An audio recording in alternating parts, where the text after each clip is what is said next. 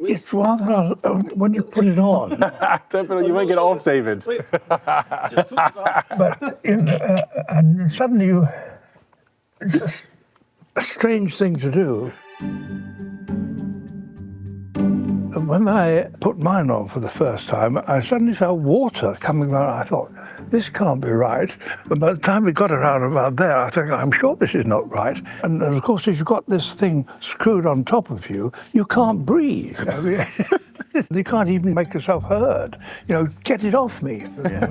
And Alistair Fothergill, who was directing the operations, said, give it me. I mean, really? I said, it's a fault. He said, no, look, come on. And he put it on, and I'm happy to say that he went under the water, and he came out even quicker than I did, because there was actually a fault on the thing.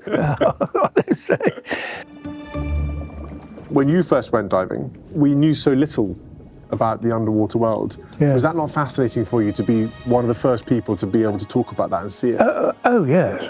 Once Cousteau invented the aqua lung and the face mask, that was the moment when suddenly you moved into a new world. You were flying alongside fish, which was an extraordinary experience, And the fish, of course, take no reaction to you, really, because they've never seen anything like you before.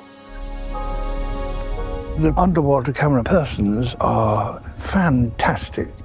They're people who are actually, I think, happier underwater than they are on land. They briefed me on this. This is what they drag behind the boat, apparently. They've got a camera here, and then they get dolphins and the whales coming right up to the cameras.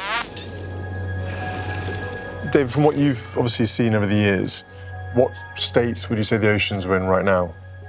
The awful thing is that it's hidden from you and from me and from most people. The thing which I am appalled by when I first saw the shots that were taken for this film are what we have done to the deep ocean floor is just unspeakably awful. I mean, if you did anything remotely like it on land, everybody would be up in arms. If this film does anything, if it just shifts public awareness, it'll be very, very important.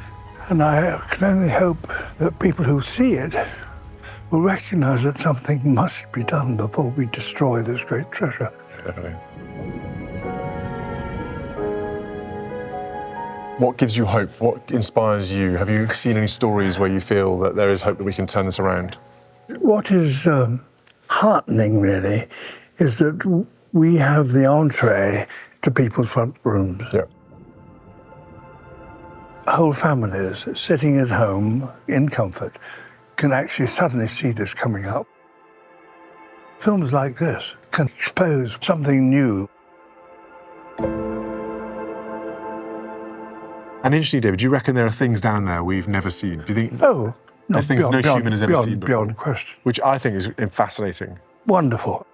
We're in the situation now when, in fact, it's possible to go into places where nothing like you has ever been there before. Yeah.